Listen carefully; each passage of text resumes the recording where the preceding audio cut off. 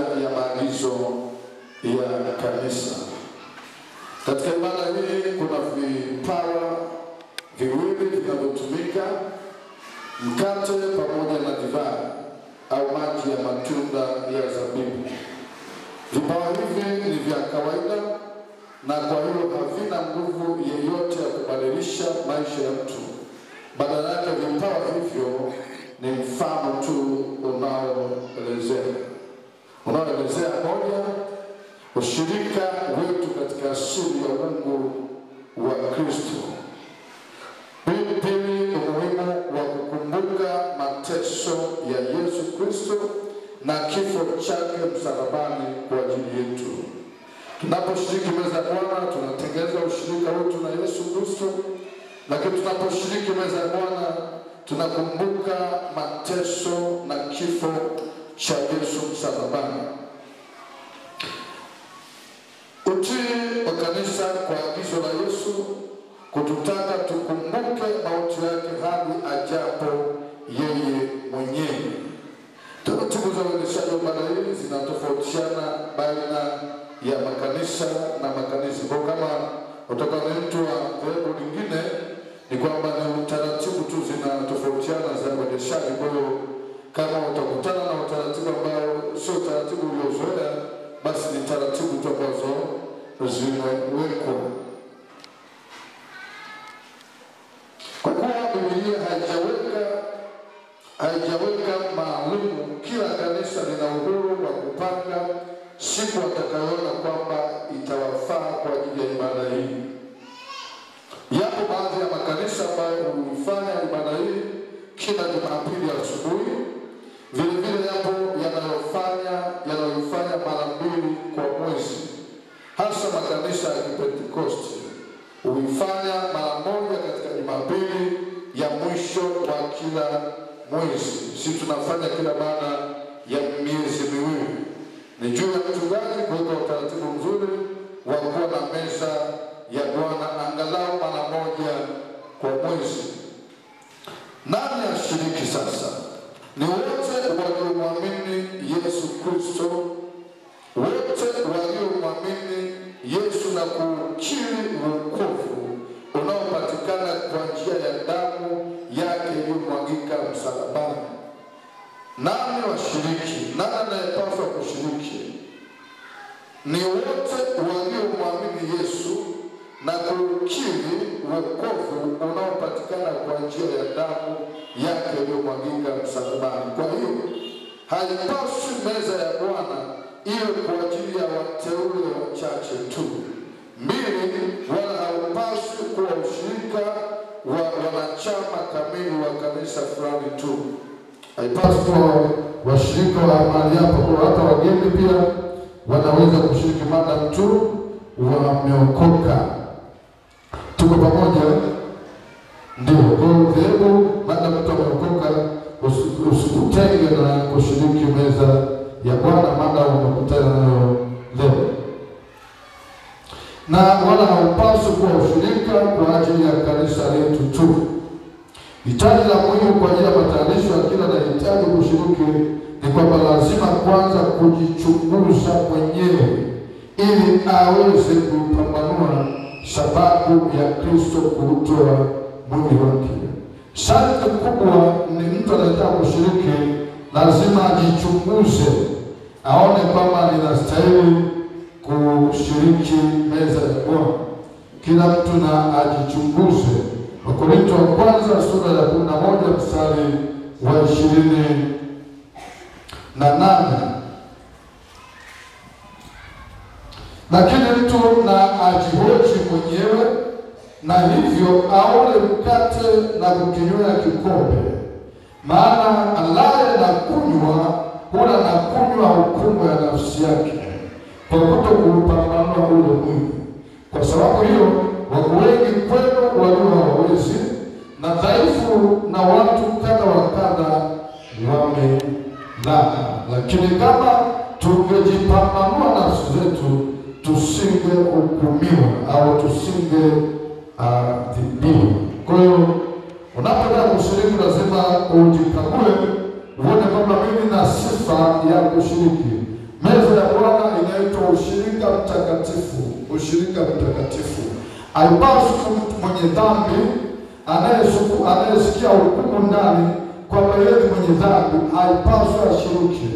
Unaposhiriki unajipatia hukumu mwenyewe. Biblia inasema wako watu wamelala na wako watu hawawezi. Hawawezi maana wameugua, wamepata magonjwa, wengine walikufa kwa sababu walishiriki meza ya Bwana isivyostahili au kupambanua. Kwa hiyo mtu ambaye amemwamini Yesu na ana uhakika kwamba mimi ni mtakatifu, sina hatia. Bwana Yesu asifiwe sana. Kwa sababu hii ni kombe, usimame mahali ulipo sasa na ujihoji. Kila mtu asimame mahali alipo, afunike macho yake na ainamishe kichwa chake. Walioko nje nimesema waingie ndani. Sijasema mtu atoke nje.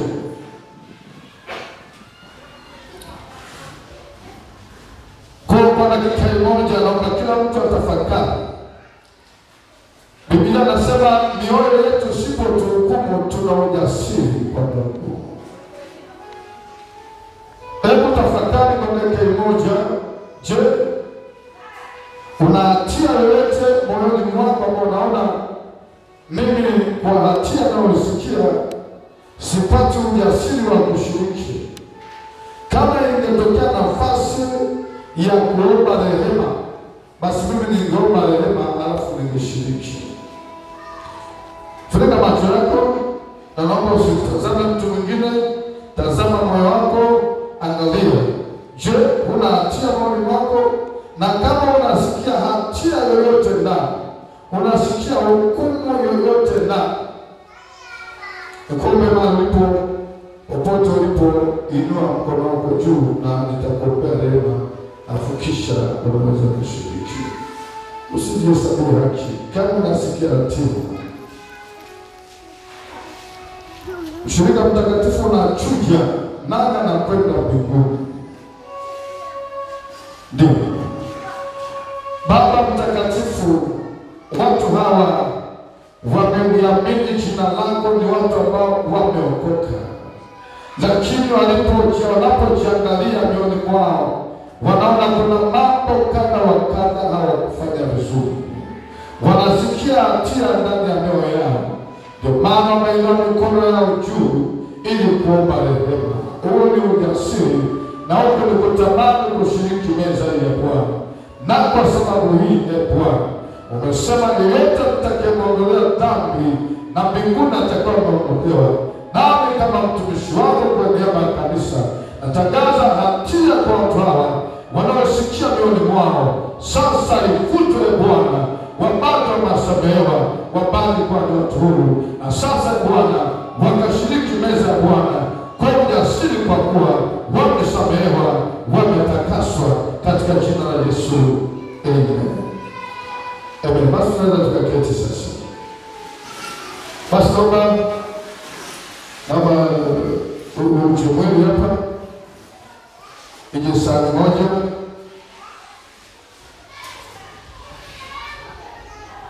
Naomba tuketi. Wakati kama kuna wimbo wote wa kuimba, tutakuwa tunaimba kama wimbo wa tenzi. Tunaenda taratibu wakati tunaenda kugawa. Naomba nisome maandiko ya kwanza alafu tutakuwa tunaimba. Marko 14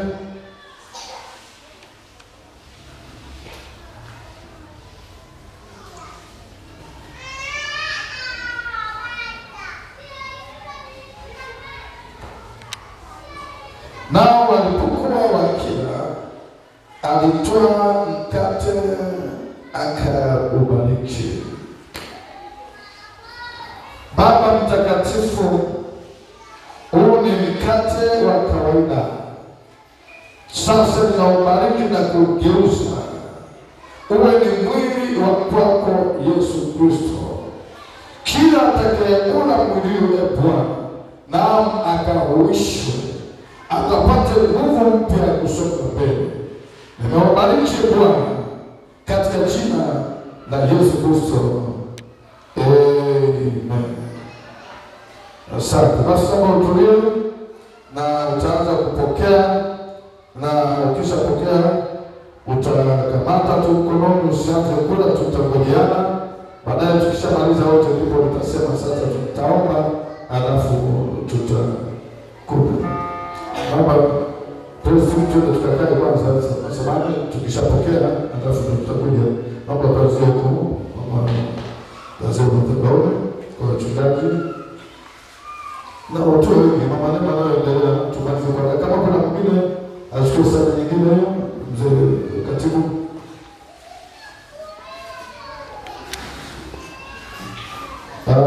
Sija huo msaidia hapo tulishokumoja sababu mbele pasta sana.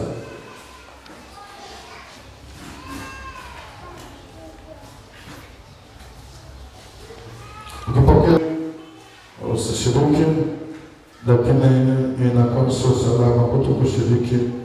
Unapaswa kuweka mambo yako vizuri ili mjane uweze kushiriki. Lakini usishiriki sio ustahili. Kama unaona una sababu ya kushiriki, usishiriki, lakini utengeneze mambo yako au mjane uweze kushiriki. Tukishamaliza wote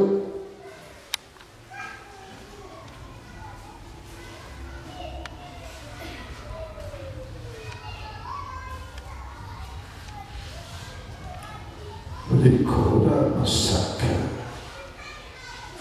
tunakumbuka mateso na mauti ya Yesu. Tunakwenda kushiriki kubeba msalaba riba bosi. Yesu akufikisha msalaba Kalvari. Simoni Mkirene akachukua akafikisha Kalvari. Nasi tunashiriki katika mateso ambayo Yesu aliyamaliza, nasi tunashiriki mateso yake. Likora Masaka. Bwana tusaidie. Yesu tunakushukuru. Tunakushukuru, ulitupenda, ukatufia msalabani, ukateswa kwa ajili yetu. Ukateswa kwa ajili yetu. Nasi ni matokeo ya kazi yako msalabani. Sisi ni matokeo. Sisi ni matunda ya kazi yako Yesu Kristo msalabani. Tusaidie Bwana. Tusaidie Mungu. Tuendelee kukungoja utakapokuja mara ya pili kulitoa kanisa lako Bwana. Tusaidie tuendelee kushinda dhambi. Tusaidie Bwana, tuendelee mbele ya Mungu. Tusaidie Bwana. Tusaidie Baba yetu. Mwili Mungu kafanyika uponyaji ndani yetu ya Bwana, katika jina la Yesu Kristo. Kila ulaye Bwana akapokea uzima. Kila ulaye Bwana akapokea uzima. Akahuishwe. Huduma yake ikahuishwe. Kama hujapata unaweza inua mkono wako uone wakupatie. Kama hujapata unaona nataka kushiriki, inua mkono wako uweze kupatia. Masaka.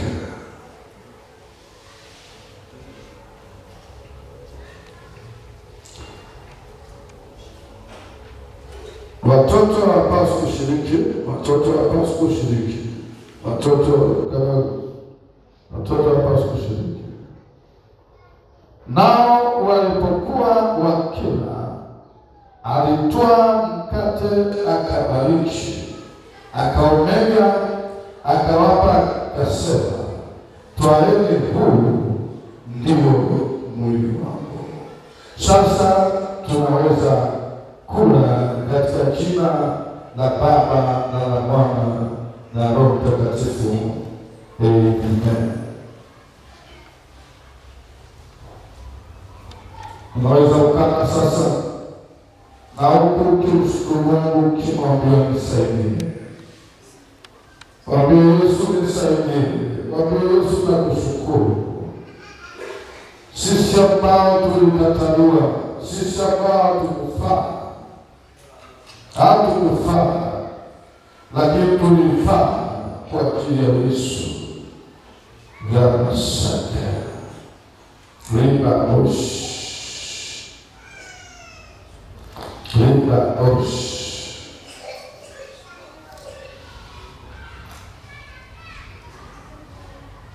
Sante kwa ujasiri huu. Akatwaa kikombe, akashukuru, kwamba kikombe.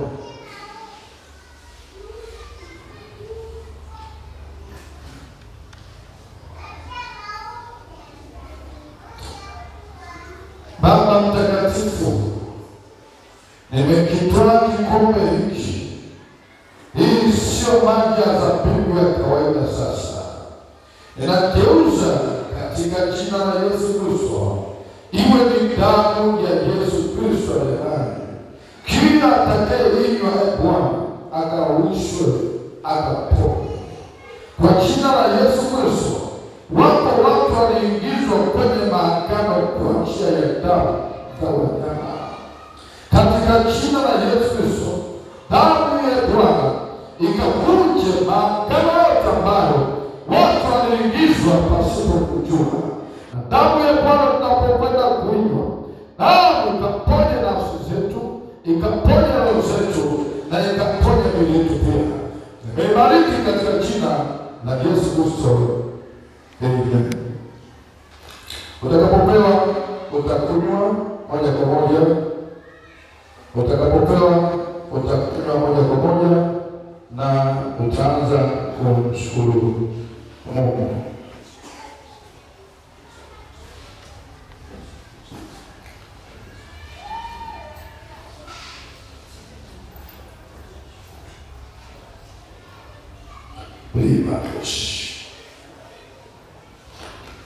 Tafakari upendo wa Yesu. Tafakari upendo wa Mungu. Tafakari upendo wa Mungu. Tafakari upendo wa Mungu aliyemtoa Yesu Kristo mwanae kwa ajili yetu. Tafakari, mwambie asante. Mbona hatukustahili? Sisi hatukustahili. Walistahili wana wa Israeli, taifa la Israeli ndio pengine lilikuwa na haki, lakini Yesu alitustahilisha. Yeye unapotaka kutenda dhambi, kumbuke Yesu aliuawa msalabani.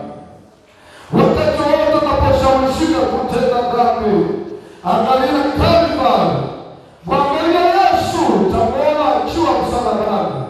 Utamwona chuo mnyama, utamwona hapaswi kumsulubisha tena. Unapotenda dhambi, unamsulubisha tena mwana wa Adamu. Unampeleka Kalvari tena, unampeleka Golgotha tena, unambebesha msalaba tena. Hapaswi kutenda dhambi.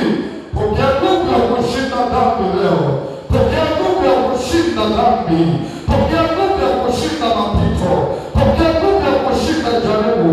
Pokea nguvu, pokea nguvu. Pokea nguvu mpya, pokea nguvu mpya. Pokea nguvu mpya, pokea nguvu mpya. Riko rama saka. Riva os, riko rama saka. Kuna mtu anapokea nguvu mpya. Kuna mtu maagano yanavunjika. Kuna mtu anapokea uponyaji. Kuna mtu anafunguliwa. Kuna mtu yuko hapa, yuko hapa, yuko hapa, yuko hapa, yuko hapa.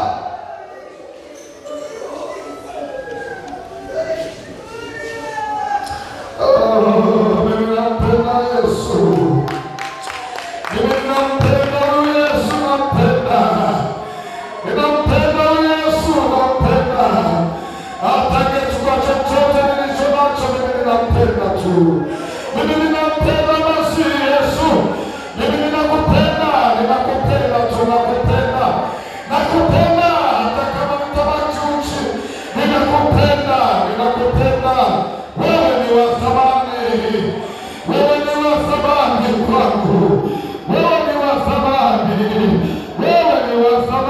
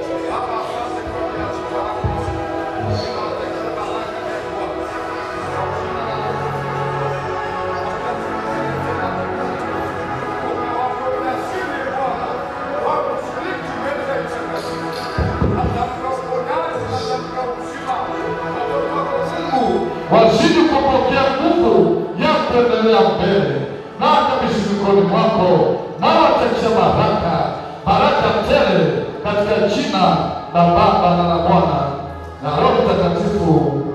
Amen. Kale Bwana, uliyemleta mahali hapa Bwana ametumika sawa sawa na vile ulivyokusudia. Watoto wako hawa Bwana naweka mikononi mwako Bwana Mungu mtakatifu. Tunapokwenda kupambana, tunapokwenda kuzaa Mungu mtakatifu, ni mategemeo yetu ukawe upande wetu kwa kiwango kikubwa. Unaachilia watoto wako mikononi mwako, wanapotembea katika